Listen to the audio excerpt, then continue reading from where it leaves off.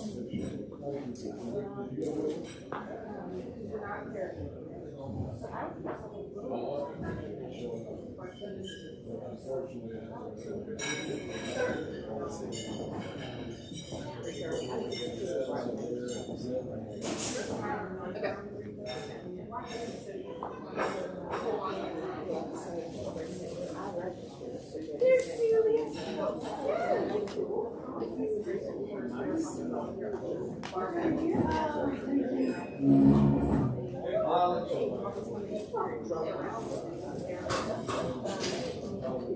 my goodness.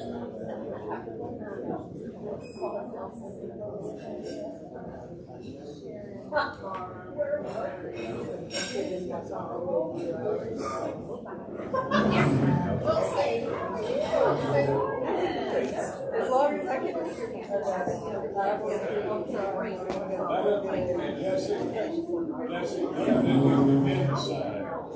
Found it? I think that's the men's side. True. So Dan, you're going to sit right here. I didn't know we were walking up. Good angle, Catholic. I'm about to do a welcome. Unless Lee wants to sit on that side, sort of balance out. Dan, come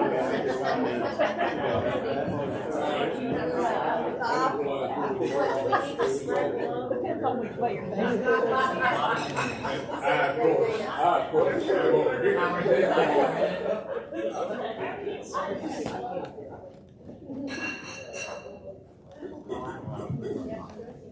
Good morning, friends, and welcome to Grace St. Luke's Episcopal Church in Memphis, Tennessee. I am Ollie Rencher, and I'm gathered here in Tresvant Hall with other friends as we have an opportunity to hear from Christi Authement about recreation and wellness. It is an incredible part of life at Grace St. Luke's, and something that a lot of people don't know, that over 500 people participate in our program. Think about that for just a moment. Over 500 people participate in the recreation and wellness events of this parish. So today we get to hear from Christi, who is our director in that capacity. But before we begin, I'll invite us to prayer. The Lord be with you. And also with you. Let us pray.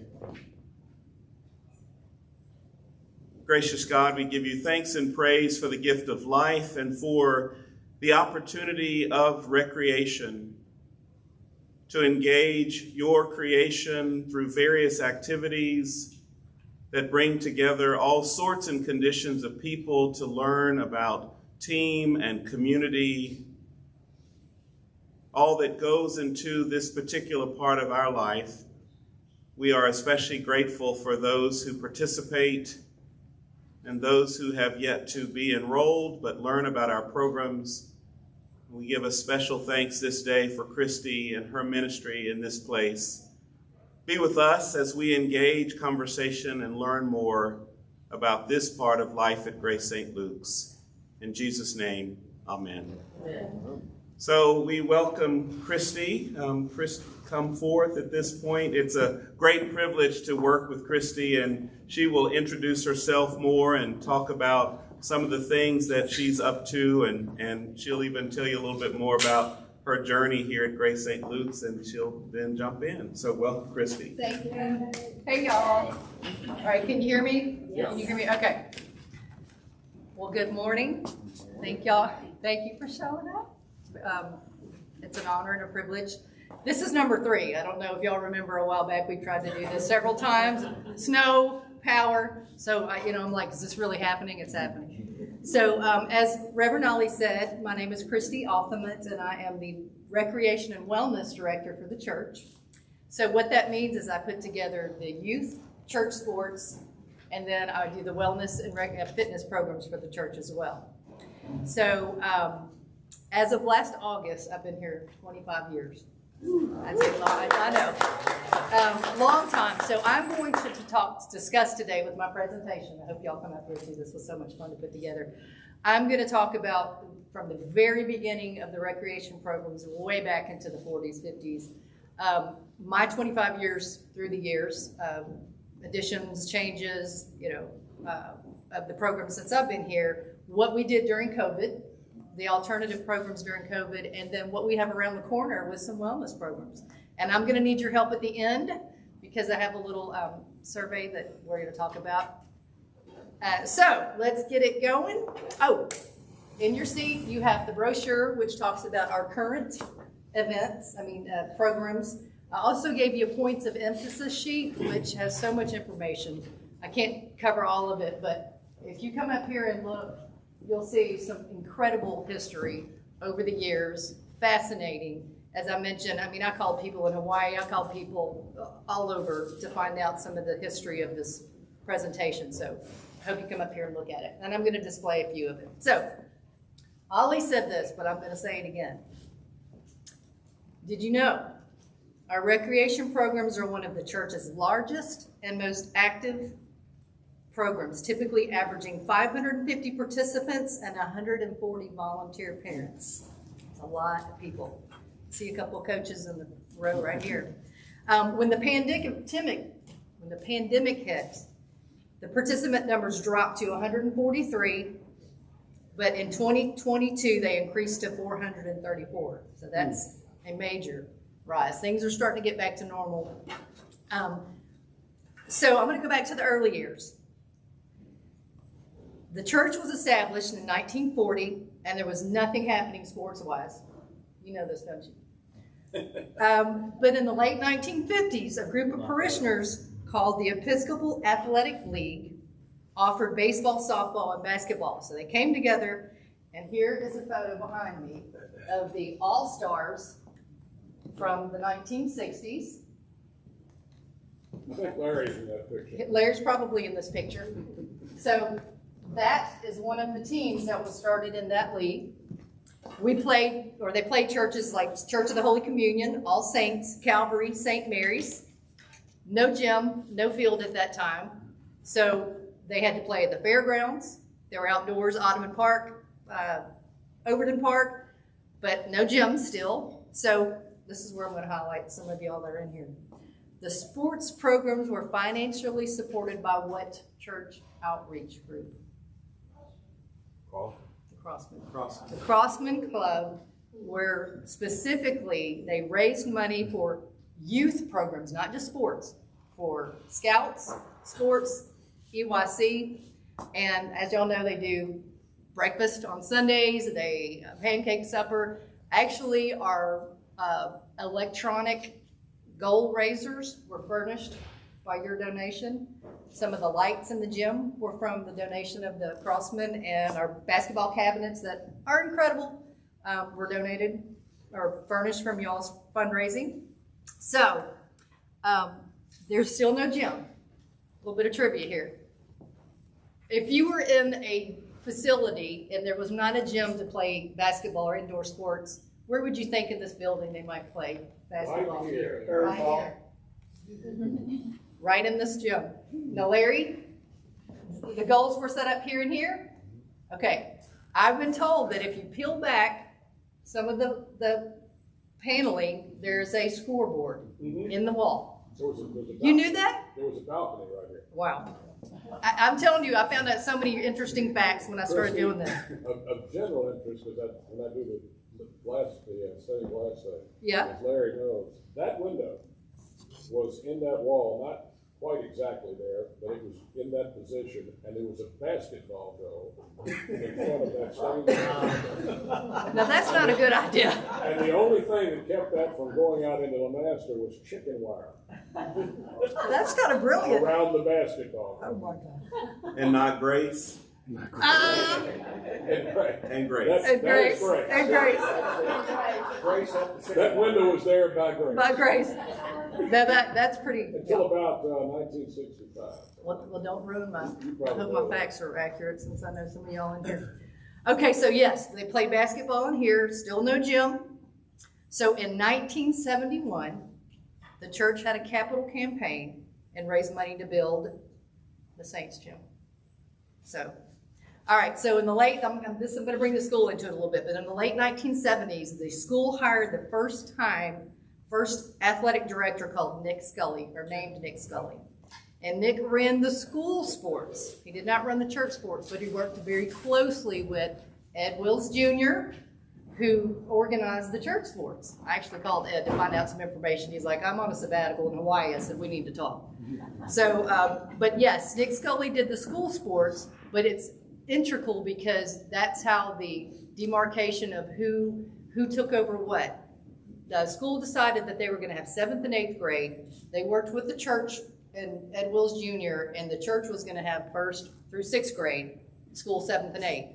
Junior K and Senior K were not a part of that yet. So that's how that separation became. So Coach Scully was a big factor in the school. In 1982, Coach Scully started a school campaign that raised $500,000 to purchase an athletic field. All right, so Robert Snowden, part of the prominent Snowden family, had some property off harbor. So the school, along with Coach Scully, asked if they could purchase it for half of that price. They were not going to pay, they were asking $220,000 for the field. They raised $500,000. The Snowden family was asking for $220,000. They said, absolutely not. We'll give you half, but keep the name as bragging rights. So that's how the name Snowden, I figured it had something to do with the Snowden family who was in Memphis, but I did not understand why our field was named Snowden Field. That's why, because it's from the Snowden family. So thus, the Snowden Field was born. All right, after Coach Scully left, a part-time athletic director for the church and school. This is the first time the church and school had an athletic director, and Coach Jim Lassandrello was hired. Okay, and because Coach Lass was the athletic director for both church and school, those sports started really merging at that time, and he really grew our programs. He was part-time for the church because we didn't have that many numbers. Once he started really supporting the younger programs, play for your church, because you can't play for the school until 7th, 8th grade. It just grew and grew and grew. And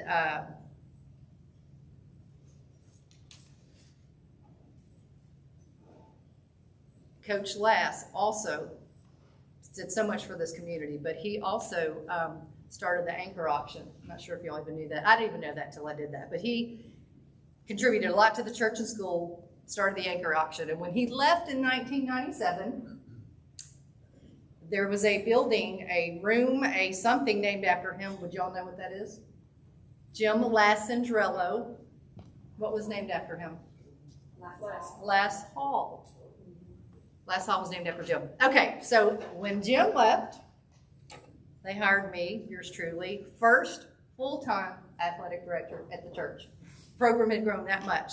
So I'll tell you though, y'all, I remember looking at my job description, and I remember reading the rector at the time saying, you know, you got to get out there and mark off and measure off the field lines and draw and strike the lines. And I thought, this is in that fine print, or it's that, you know, other as required. So I met with Coach Lass. And I mean, Coach Lass, I wish I had a picture of him up here. Huge, huge man, gray-headed. He was actually not that much older than me, but he looked a lot older than I did, at the time.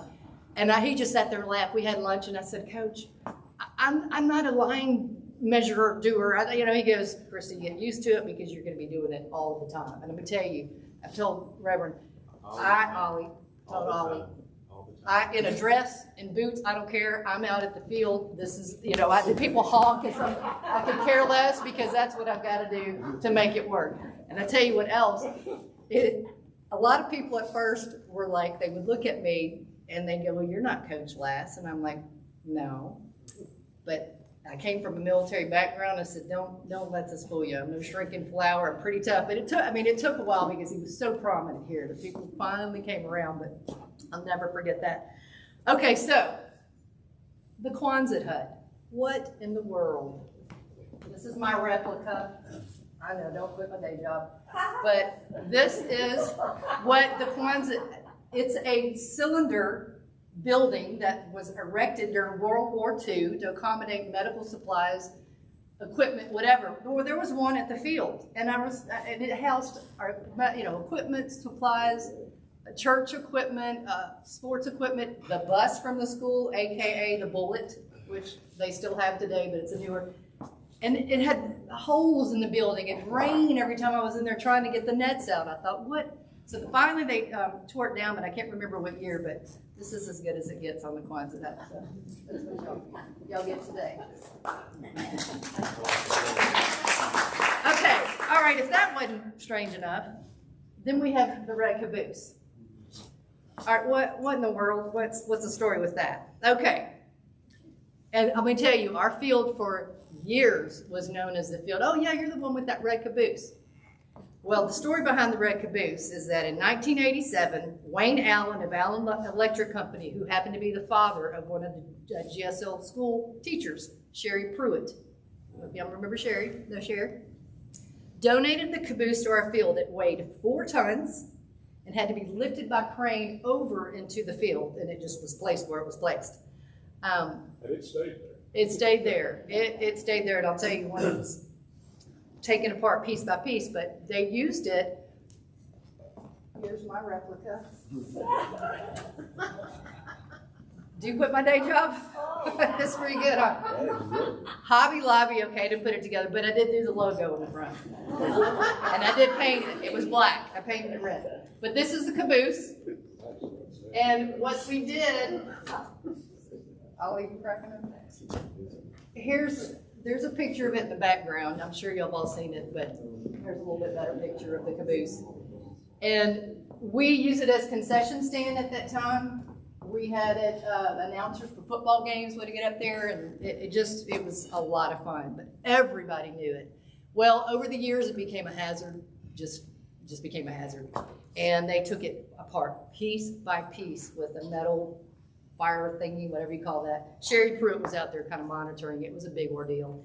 And 2019 is when they took it apart and removed it and had a little plaque of the wheel that's in honor of the caboose. So it's just still weird because they put bleachers in its place and people will still come out there and go, something's missing. And it's just different. But so that's the story with the red caboose. Okay. I knew how large our sports programs were.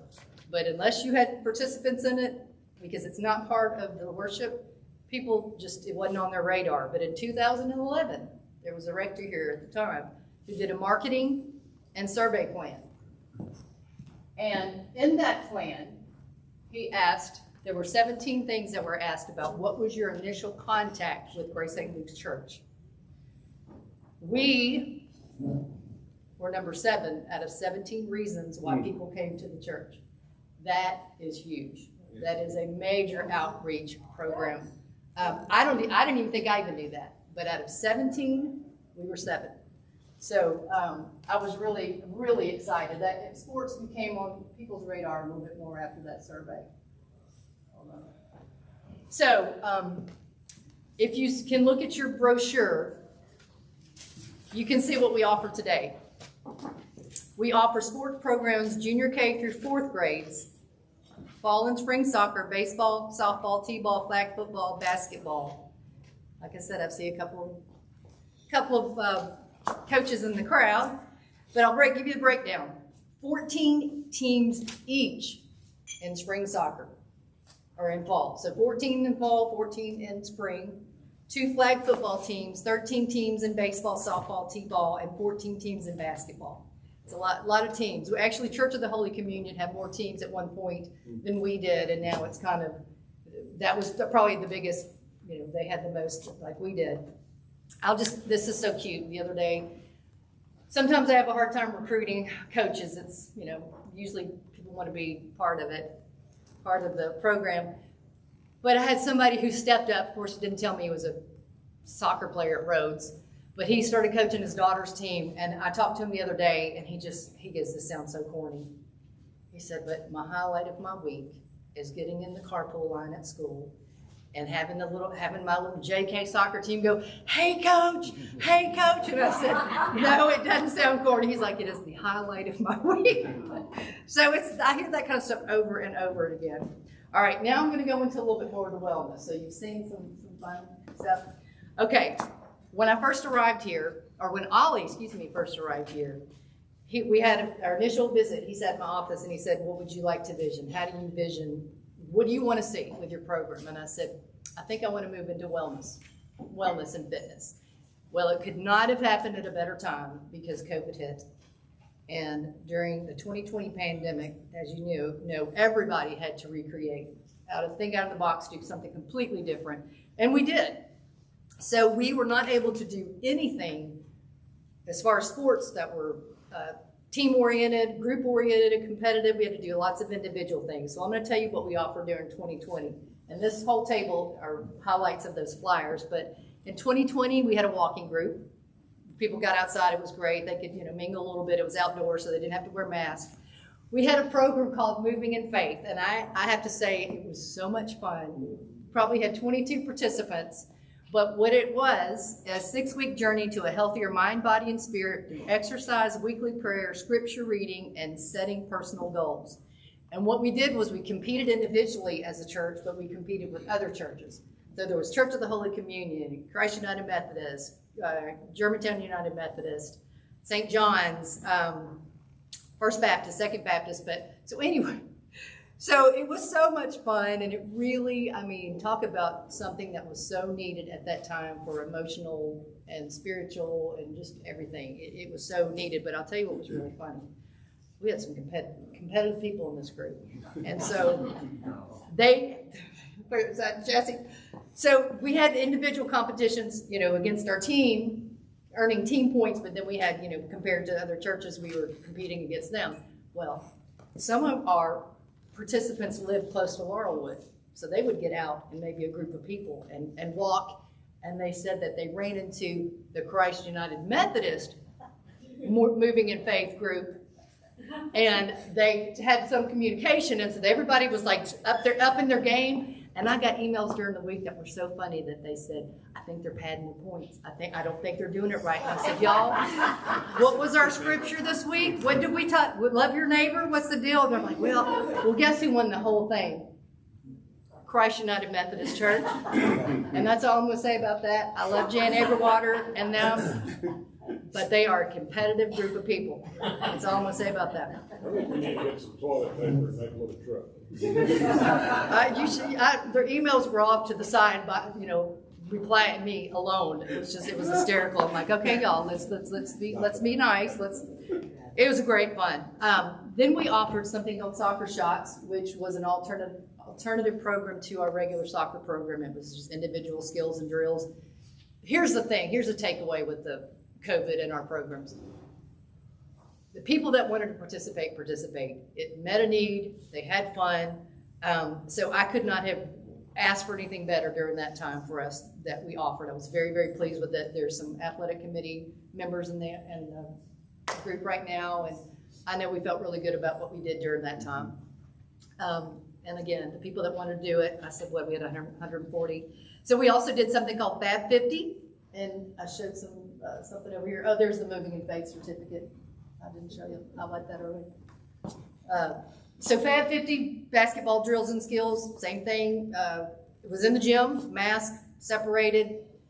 All right, so now I'm going into wellness. So my job expanded into wellness. So this is kind of recreating some programs in that area. Where's Miss Ann Ayers? I asked Ann to come up here. She is teaching yoga. You want to say a few things real quick? You can. She teaches yoga on Thursdays at 5:30. I wanted her to say a few things about her class. This is a hard act to follow. So This helps with the live stream. Oh, sorry. Okay, thank you. Yes. So, so we've been doing yoga here for off and on for a couple of years, actually. Yeah. So, and we have a small but very enthusiastic and faithful group of folks who come. And I don't know how much you know about yoga. Most of the time, in the Western world, which is of course where we live, when we think about yoga, we think about sort of pretzel poses and movement, that sort of thing. But really, yoga is more than just the poses. That's just one piece of it. The other piece is really more. It's more of a spiritual program that's really working on the whole self. The word yoga comes from a Sanskrit word which means to yoke. And so when we're practicing yoga, we're practicing yoking our breath with our movement. Sometimes we're yoking our thoughts with with our movement as well. So it's putting two things together. And so some people think, oh, I really couldn't do yoga here. I'm not very flexible. Well, that's why we do yoga. If I didn't do yoga, I would be just creaking up here. But so that's how we begin to actually change our bodies and do and change our ways of being in the world. So if you think you can't do yoga, you're probably wrong, because in this very moment, if you put your hands on your knees. Oh, and let me see if there's a way I can do this. Yes, so put your hands on your knees. And then as you inhale, just lift your chest a little bit. And as you exhale, round your back. So inhale, lift your chest. Exhale, round your back. One more time, take a deep inhale. And exhale, round your back. Now sit up tall. And as you inhale this next time, give Laura an idea. as you inhale the next time, just take your arms up overhead. And as you exhale, bring them back down. One more time. Inhale, stretch your arms up. Exhale, bring them down. So you've been doing yoga this very moment. Those of you who think you can't, oh yeah, you can. So you're welcome anytime. It's 5:30 on Thursdays. You don't have to call ahead of time. You just show up and knock on the door, and we'll let you in. Is it in here? It's right in here. Bring your own mat, and if you don't have a mat, I actually have some extras.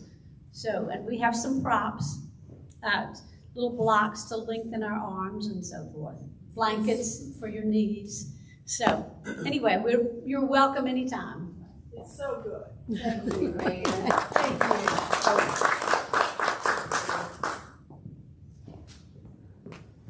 Nice. Okay. We also had, and we might add this again, a mindfulness course. And mindfulness, and actually was led by John and Robbie McQuiston. I think I said that right. Mindfulness is a form of light meditation where one sits quietly, paying attention on purpose to the present moment without judgment. That, people really enjoyed that, so we're thinking about doing it again. Okay, here's what I want to talk about. This week, this Friday and Saturday, we have a workshop coming up called the Enneagram. I do not know a whole lot about the Enneagram. We have it Friday and Saturday, the 28th and 29th. It's going to be 8 hours split up over a Friday and Saturday. And actually today we've extended the deadline. If people want to register, they can through today. The Enneagram is a tool that helps us better understand ourselves and others as we look in depth at how we're each uniquely created to reflect God's beauty in the world, and it can be used in all areas of our life. So I wanted to show y'all. On your way out, please, you'd like to grab one of the flyers that talks about the Enneagram. Anna Dugan, instructor Anna Dugan, will be instructing it Friday and Saturday. So, okay. Got a survey coming up. Survey coming up that will be out next week in all of our regular communications. We want to know, when I say we, our wellness committee wants to know what you want. What do you want to see at the church? We want you to think out of the box. Sky's the limit. I've actually given some ideas in the survey. We've put some areas in there where you can write in other things. But, for example, I'd like to see fencing. I don't know what the legal parameters are around running around with swords. I don't know. But They die. you know, that could be something fun. As long as there were parameters around it. Belly dancing. Okay, done it in the past, and it is very aerobic. Very aerobic. You know? We had a class at my last church. It's very aerobic. ballroom dance, ballet, of course, the yoga is in the senior. I've had people ask about senior fitness again. And even I was talking to Ann. Ann can accommodate chair yoga. Anything that you can do regular yoga, you can just do it to modify and chair. I'm just going to throw this out here. I'm not that old, but I can't do regular yoga anymore. I'm just going to say it. My brain goes too far into the stretches, but I can do senior yoga, and it works great. I mean, I do senior yoga. So, so those are some things. Contra dance. Actually, when I first started here, we had contra dancing. I know Idlewild does it. I'm trying not to. We don't want to, cross-pollinate other places. We want to coordinate, but these are some ideas. Okay, so here's the other thing. I'm going to go into, those are fitness programs, but on the survey, you're also going to see wellness. Wellness just does not just mean health, physical wellness. It's mind, body, spirit. Of course, we're talking about offering a parish nurse. We are looking at speakers on pretty heavy subjects, wellness subjects, topics, health screenings, how's COVID impacted the family, children, adolescents, parents in retirement, aging, Alzheimer's, CPR training, all that's under health and wellness, but wellness is also fun. And I kind of forgot that piece when I was putting this together, and I talked about this the other day at our staff meeting. I was like,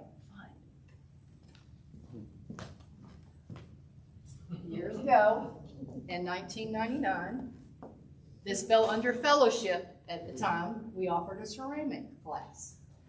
I took the ceramic class and made about 4 pieces that I brought this, and you can I had to put it back together, but I made this. And talk about, I see this in my den every day, and it has brought me so much joy.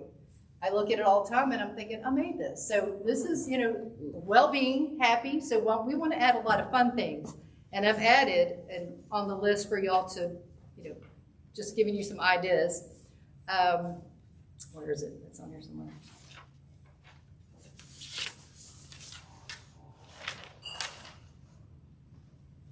Holiday cooking and decorating, feng shui, is that how you pronounce it? Aromatherapy, upcycling, composting, painting, DIY projects, writing, calligraphy, photography. You name it. I want y'all to think about things that are fun that you would like to bring here. That's the whole point. We want to offer things that you want to see here. But I will tell you this. I found out, I named this piece, and I told the staff, I named this piece La Cucaracha. I had no idea it meant the dance of the cockroach, so for a little while it was pretty fun, but that is what I named this piece. But that's what the name of this is. I'm not going to change it at this point. So La Cucaracha. Okay, so in closing, the Fitness and Wellness Committee feels now more than ever it is absolutely vital to our individual growth and sense of purpose and well-being that we offer programs that feed the mind, body, and spirit. Our hope is through these programs and activities that we will enrich individuals and the community through connecting with self, God, and others. So I will open it up now to a question and answer period. If we have time, I don't know, but I just hope you come up here and look at some of this stuff. Yes, sir. Everybody in here who's coached something here, raise your hand. This small group, look how many people got their hands in it. Congratulations, you've done a wonderful job. Thank you.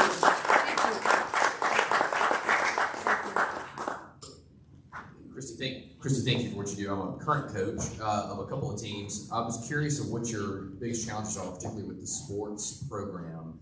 Is it finding kids to play? Is it having enough uniforms? Is it the facilities? And from a facilities perspective, sort of what do you see from a long-term growth perspective? Okay, I'd tell you what the biggest challenge is the facility space and sharing it with the school. I know that our coaches know that firsthand who have coached. We share school church space, and the gym, I'll just say this. School gets first choice. School sometimes is taken a little more seriously with their sports, so we get what they have left over, I'll say that. And a lot of the times all the time they have full access to the Anchor gym, first access to the Saints gym, and then we get what we get. So sometimes that leaves our younger participants, which they are, at 7:30 at night in a gym. because the school takes it right after school, which makes sense. They're here, 3 o'clock. They have coaches that are here that are staff. So coordinating that and finding space where we can have more at an earlier time, and you know this firsthand because you've dealt with it for several years. Long term, now that Dr. Server's here, we've actually talked about working a little bit better with that, working better with the space outside, the green area outside, the AstroTurf, working better where we can maybe not have what's left over, since I just think I read in here that the campaign of the church was for the Saints gym. Did I read that in there? Did I read that in there? Do I need to remind people that? I was stunned when I saw that. I'm like, oh wow, I need to get an attorney. No, that is just, yes, that's the biggest challenge. The second biggest challenge, well, really, I mean, so many people want to coach that can be the next one, is defining, when people say, and I used to not do this years ago, I would just like fret and lose sleep and not, but now when somebody says, I can't coach or whatever, and I've got 2 teams sitting there, I'll say to parents, unless somebody steps up, there will be no team for this group. I could not do that years ago. I could not go to bed if I did that. Now when I kind of put it out on other people rise to the occasion, because it's the model are volunteer parent coaches. Every now and then, if I've got somebody, a whole different set of circumstances, we might pay a young coach, and we've done that before, paid, but it's really parent coaches. But I don't know if did that help you some, but we are working with Andy, now that he's getting settled in, we're gonna look at that and utilize, even with Ann's yoga, maybe going into the gym, just start utilizing our church school space a lot better. Christi, when I was growing up and I was involved in the athletic programs here, we weren't able to have enough young people participate from the church proper, so we encouraged neighborhood kids, friends of the kids that went to school, that went to church here, and that's why we almost had to fill out some of the rosters. I'm just curious, what is the criteria now, or what percentages maybe, if you know, is it just for school and church members, or are some other outside kids and neighborhood kids and friends? And I did not read this in my notes earlier. In years past, you would have heard the church sports are a feeder system into the school sports. We are, in the past 10 years, we have more MMS, Memphis Montessori, more campus kids, more homeschool children. We are open to the community, always have been. We have lots of people coming in from the community. Still lots from the school, more from the church. In the past, that even when I first started here, we had to go outside and recruit, and they would call that hardship. If we did not have enough for a team, they would allow us to hardship IC kids, etc., that weren't part of our school. There's different leagues have different parameters for different programs. But here's the thing now, going back to John's question, I'll just be honest, we do have to promote, but I have to turn sometimes. Because of our space issues. I can't take on, I'm sure if we had 20 teams in soccer versus 14, we would make it work and figure it out, but I don't go out hitting the streets trying to find people to play because we don't need to anymore. If we did for specific things, now I know sometimes a school with football and different things might have to go and do that, but at this point we don't. If we get better, more space, maybe I will, but not at the moment. Christi, are there, besides soccer, baseball, basketball, and flag football, are there other sports that are played in the city that have leagues that we just don't participate in? Like tennis, I just sort of throw it out the fencing, are there other sports that are out there on a sort of widespread basis that we don't participate in? That we don't participate in? Not to my knowledge. I'm not even sure what's it called that's like football, but it's not football. Like rugby? No. Lacrosse. Rugby. Is that the same lacrosse? I think that's only at the middle school age. Somebody mentioned a while back swimming, and I think swimming has some younger that go through roads. But tennis was mentioned one time a long time ago, but not really. I mean. Yeah, pickleball now though. We don't have pickleball. Oh, I thought you did. We promoted pickleball at some other organizations that are very thriving. St. John's has a really big program. St. Luke's has a program. Methodist. So we didn't want to cut into that unless you answer on the survey that's going out next week that you really want pickleball. We could put Tate down somewhere, but they have like the gym they can use. That's the other thing. We have to compete with gym use during the day because of the school. And that's, it's just the way it is when you're attached to a school. This is very common, our challenges with the school-church relationship. But I can't think of anything off the top of my head.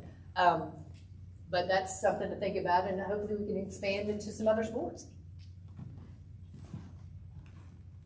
Anyone else? Chapman?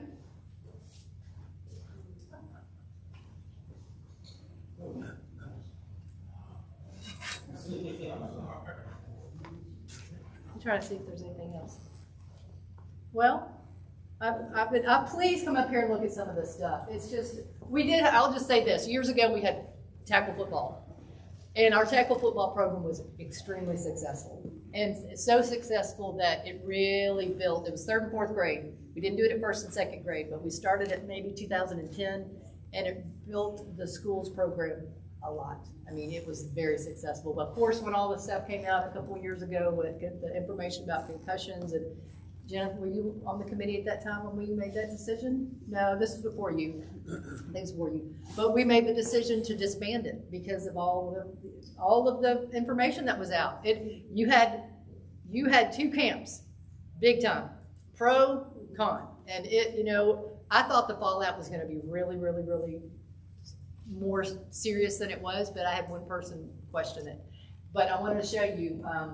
This was with 1 year. They won the biggie. Cross-check league was the league we were in for tackle football, and this was a big deal. And our little 3rd and 4th football team, and John Lakey, do y'all know, remember John Lakey? I don't think he's a preacher here, but his school kids, Todd Brown, y'all remember that name? Paul Henley. Paul Henley was the coach for this team. I think they're members, right? So anyway, we used to, actually, the church had 5th and 6th grade. If you remember me mentioning, we had 1st through 6th, and the school had 7th and 8th. I'll tell you, when we had 6th and 7th, 5th and 6th grade, it was competitive. It was not rec. It was tryouts. It wasn't evaluations to be placed on equal teams. It was, you tried out for a team, you made an A, you made a B, you made a C. Woo! Let me tell you, that was intense, but it was a lot of fun. It's a lot of fun. So anyway, I hope y'all learned a little something. I enjoyed doing this. I was a nervous wreck.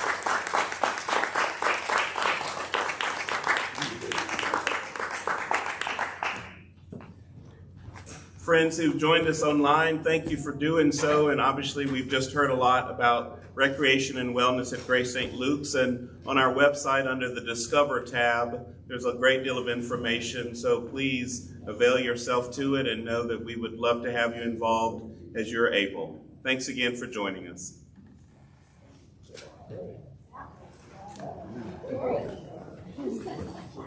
Come enjoy the display, friends. You already know. That was awesome, Christi.